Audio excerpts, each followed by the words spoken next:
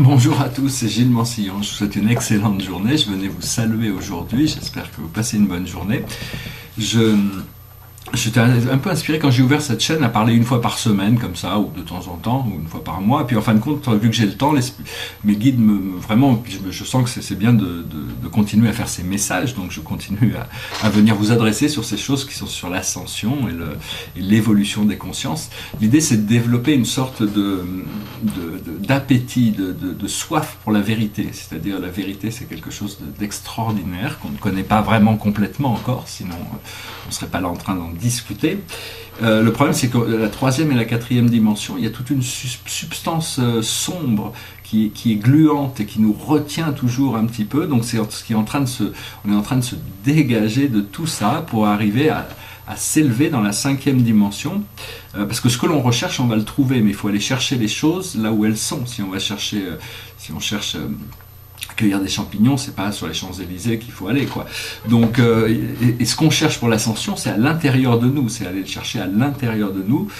Arriver à la cinquième dimension ou au-delà, ça correspond à la salvation, au salut, au nirvana, au jardin du paradis, enfin tout ce qu'on peut imaginer de mieux. Le monde de la cinquième dimension, c'est un monde de merveille, c'est le monde de la création, tout par de là. Le monde spirituel, enfin pas la cinquième dimension, mais le monde spirituel est originaire au monde matériel, donc et c'est là vraiment où on existe éternellement. C'est juste qu'on s'est projeté dans cette conscience, dans cette matrice. Il faut savoir que tous les peurs et les doutes que l'on peut avoir vient de l'ignorance.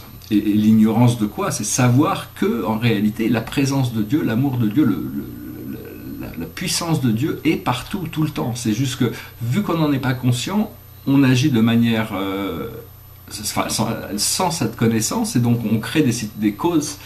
On crée des causes qui auront des effets inférieurs à celui qui peut être quand toutes les choses reviennent à l'état naturel divin. Et la loi de l'un, la vie ne peut jamais te faire d'erreur, parce que la loi de l'un est absolue, elle est suprême, ultime, mais elle est aussi absolue. C'est-à-dire il ne peut pas y avoir il peut y avoir des délais, il peut y avoir des mécompréhensions, mais tout sert pour l'évolution, et tout s'arrange, tout se comprend, tout. Mais des fois, il y a des voies qui sont beaucoup plus rapides que d'autres, quoi, hein.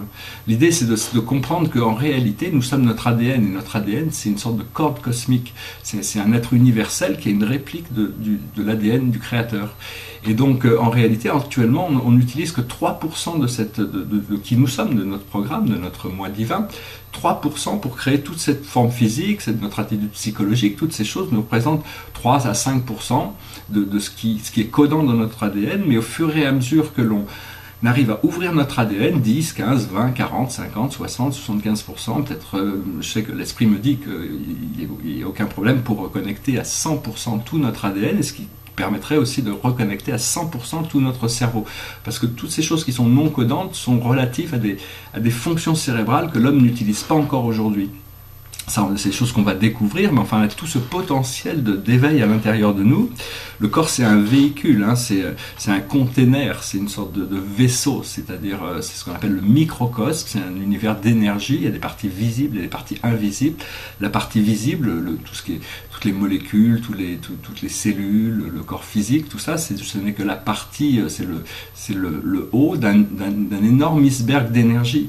Et toutes ces énergies invisibles sont qui nous sommes à l'intérieur, et donc la manière de résoudre cette équation humaine, c'est d'arriver à harmoniser notre corps mental, notre corps émotionnel et notre corps physique avec notre corps astral, nos projections, donc c'est vraiment une danse de salut, c'est-à-dire arriver à être toujours dans l'acceptance de qui nous sommes sans avoir besoin de résister, pour pouvoir se reconnecter à cette nature divine, cette volonté divine à travers l'amour inconditionnel. Et grâce à ce désir d'alignement, ce désir de chercher à suivre cette voie du plus haut choix, on arrive à reconnecter avec notre âme éternelle. Donc voilà, je voulais aussi dire, c'est toujours bien de savoir, de toute manière, pour ceux qui peuvent développer ce genre de croyances, savoir qu'il y a un créateur, une présence, dans l'invisible, il y a de nombreuses présences qui sont permanentes autour de nous, dont celle du créateur, mais de saluer régulièrement le créateur, tournez vos pensées vers Dieu, juste pour le saluer. Je vous salue, Seigneur créateur, sans limite et tout puissant. Veuillez agréer la réalisation de ma voie spirituelle. Vous répétez 2-3 fois, je vous assure, ça calme à tout moment. C'est d'arriver à toujours pouvoir, on peut toujours, quel que soit le problème, tourner vos pensées, faites cette invocation. Et 1 fois, 2 fois, 3 fois, généralement c'est bien de les faire par 3. Et c'est quelque chose de très puissant qui, au fur et à mesure, nous aligne de plus en plus sur notre salut, justement, sur notre élévation au-delà des plans astraux. En réalité, souvent, il faut reculer pour mieux sauter. C'est-à-dire, on peut jamais, on a l'impression de faire des fois un pas en avant et 2 pas en arrière, mais en réalité, on apprend toujours de toutes les expériences. C'est-à-dire que quel que soit le choix qu'on fasse, la vie nous apprendra à travers cette expérience.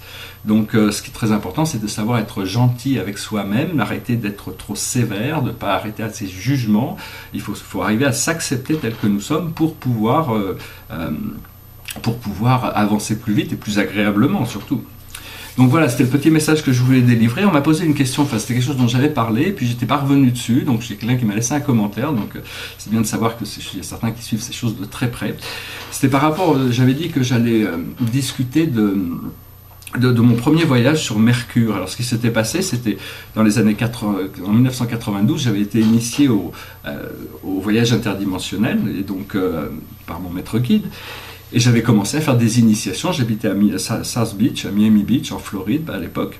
Et j'avais commencé à faire pas mal d'initiations avec tous les gens qui étaient autour, comme ça. Et puis un jour, je me retrouve avec 2 amis, et puis je décide de les emmener sur Vénus pour qu'elles puissent avoir une expérience de cette planète. Et puis bon, moi je rentrerai pas, il y a plein de choses personnelles, je ne veux pas trop rentrer dans tout le côté personnel de la situation, mais donc on part, on crée le vaisseau, on se laisse partir, tout le monde arrive bien. Et puis moi j'étais là et puis je me suis dit tiens, je vais aller voir un petit peu ce qui se passe sur Mercure. Je sais pas, ça m'est passé par la tête. Et donc j'ai fait comme si j'avais fait un saut sur Mercure. Et au moment où je faisais ça, je me suis retrouvé absorbé dans le Soleil. Et je me suis retrouvé à l'intérieur du Soleil, et c'est la première fois que j'ai eu cette vision, j'ai vu des nouvelles couleurs, et ce que j'ai vu, c'était le Soleil la Terre, c'était la Terre, la vibration d'amour entre le Soleil et la Terre, c'était quelque chose de inimaginable, enfin à l'époque ça m'a complètement ébloui, c'est cette sensation de connexion, comme quoi la Terre, le Soleil, la Terre est une extension du Soleil, et toute cette énergie d'amour et de connexion. Donc, parce qu'avant, j'aurais pas voulu aller dans le Soleil, parce que on m'avait dit que c'était dangereux de faire ce genre de voyage dans les étoiles physiques. Donc, j'aurais pas été là volontairement, mais bon, sur Mercure, j'ai été complètement absorbé, parce que ma vibration était assez élevée.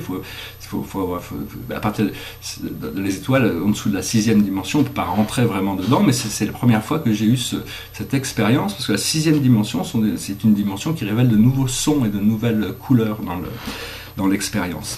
Voilà, donc je voulais partager cette petite expérience, puisque j'avais oublié de le faire auparavant.